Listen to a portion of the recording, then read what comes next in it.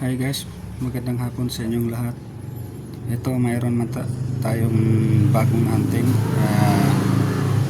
Ito guys, mga wansin, lumang barya. Ito guys, umpisahan na natin.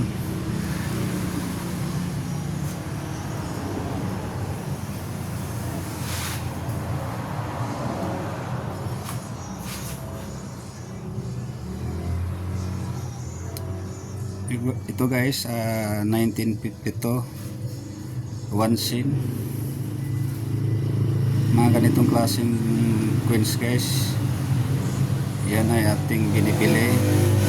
Basta yung mga wansin na sa gitna, United States of America,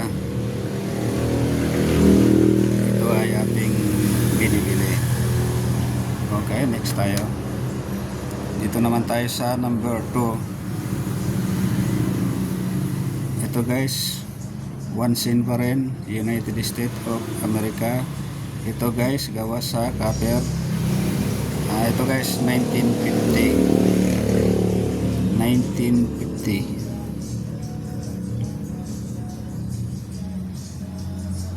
May nakasulat sa gitna na wansin. Ganitong klaseng queens guys, hindi ko tinatanggihan. Kung mayroon man kayo, pwede kayong mag-comment sa akin. 1952 pababa, 1963 pala, 1963 pababa. Yun po ay aking binibili. Next tayo, dito na tayo sa number 3. Ito guys, wansin pa rin, United States of America. Ito guys, 1963. Ito naman yung nakasulat niya is wansin nasa tagiliran.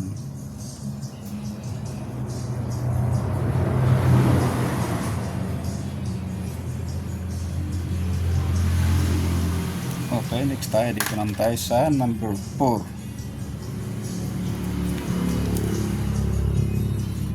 Wansin ulit, United States of America. Ito, Lincoln, 1966.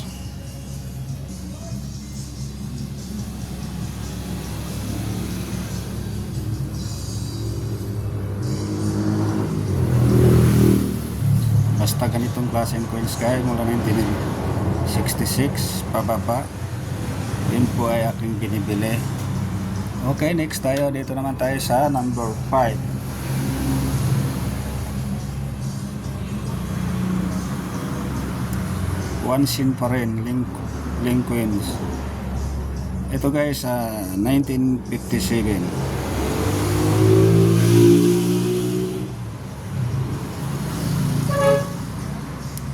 Mga ganitong klaseng queens guys, nagkakalagalan ito ng 300 hanggang 400. Wansin. Okay, next tayo, dito naman tayo sa number 6.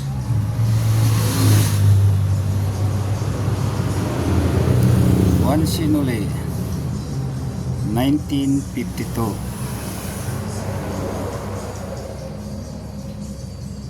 Basta yung mga ganitong nasa gitna yung wansin, yun po ay hindi ko tinatanggihan.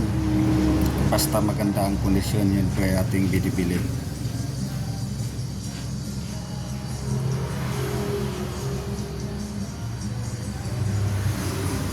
Okay, next tayo, dito naman tayo sa number 7.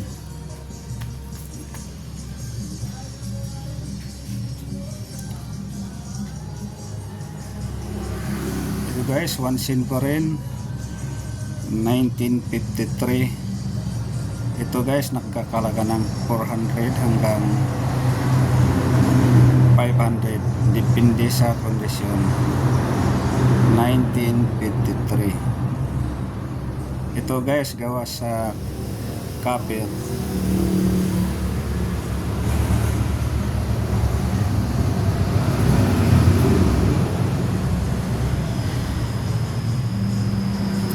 Wansin. Okay, next tayo, dito naman tayo sa number 8.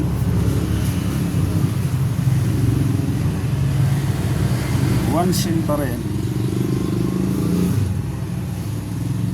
1945. Ganitong klaseng Queen Sky pababa at talagang tumataas ang value.